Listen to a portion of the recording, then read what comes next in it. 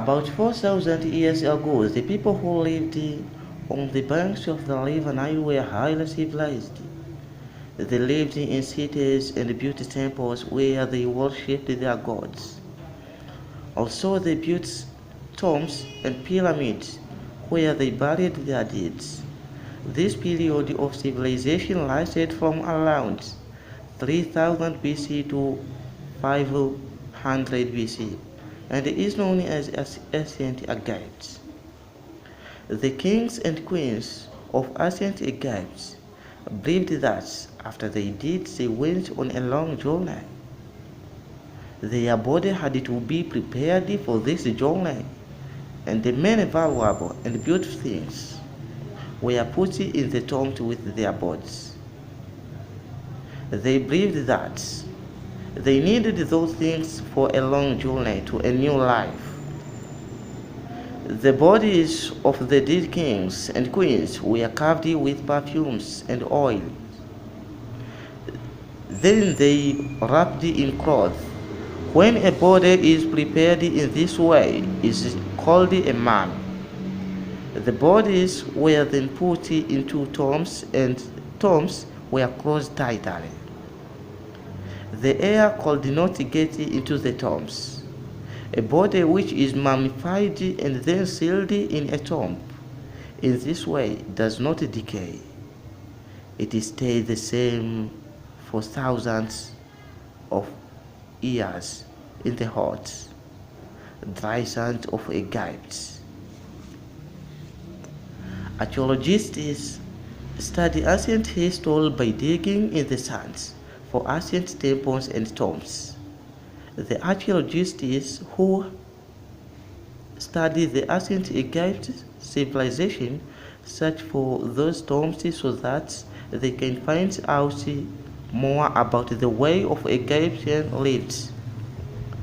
The archaeologists study clothes, the furniture, and the foods which they find in the tombs. They study the treasure and the writing and the drawing on the walls.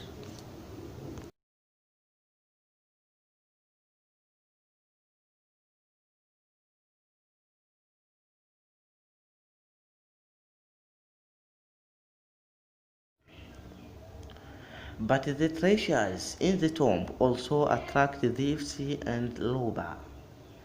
In ancient times, thieves often stole the gold and silver which were placed in the tombs with the bodies.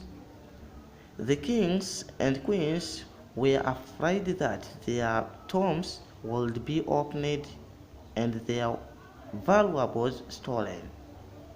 They had their tombs built in secret places deep inside a hill or mountains.